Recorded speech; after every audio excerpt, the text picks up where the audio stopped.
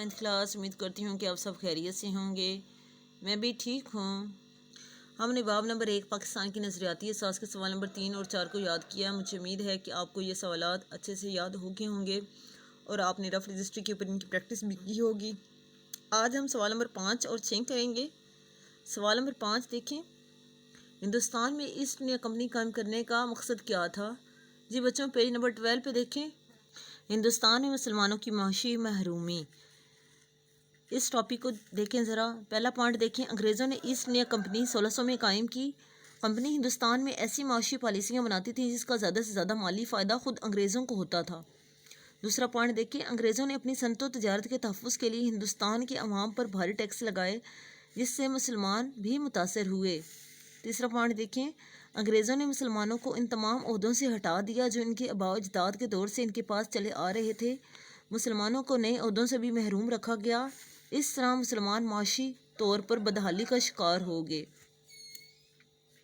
جی بچوں، East India company قائم کرنے کا مقصد یہی تھا انگریزوں کا کہ مسلمانوں کو معاشی طور پر سہولتوں سے محروم کرنا، ان کو بدحالی کا شکار کر دینا، ایسی معاشی پالیسیاں بنانا جس کا زیادہ سے زیادہ فائدہ خود انگریزوں کو ہوتا اور مسلمان تمام جو ہیں سہولتیں اور تمام فوائد اس سے محروم رہتے.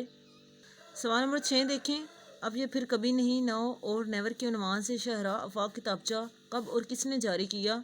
جی بچوں، اس کا جواب کچھ اس طریقے سے ہوگا. اب یہ پھر کبھی نہیں کے عنوان سے شاہراہ آفاق کتابچہ کب کو کاٹ کے اس کے اوپر لکھنا ہے آپ نے 28 جنوری 1933 کو، اور کو کاٹ دیں اس کے اوپر لکھنا ہے کو. کس کو کاٹ کے یہاں اس کے اوپر لکھیں آپ؟ چودھری رحمت علی نے جاری کیا. اب یہ پھر کبھی نہیں کے عنوان سے شاہراہ آفاق کتابچہ 28 جنوری 1933 کو چودھری رحمت علی نے جاری کیا. سوال نمبر 5 اور سوال نمبر 6 کو یاد کرنے کے بعد آپ نے رف رجسٹر کے اوپر اس کی پریکٹس کرنی ہے اور نیٹ کاپیز کے اوپر بھی آپ نے ان سوالات کو لکھنا ہے. سوال نمبر 1 سے لے کے سوال نمبر 4 تک ان سوالات کو بھی دہرانا ہے. پچھلے سوالات کو بھی دہرانا ہے، اگلے سوالات کو بھی یاد کرنا ہے. یہ ہے آج آپ کی ڈائری. آج کی اس کلاس کا اختتام ہم اس بات سے کرتے ہیں کہ بچوں اٹھتے بیٹھتے چلتے پھرتے زیادہ سے زیادہ درود پاک پڑھیں، کیونکہ ہمارا درود پاک پڑھنا قیامت کے دن ہمارے لیے باعث شفاعت ہوگا. اللہ حافظ.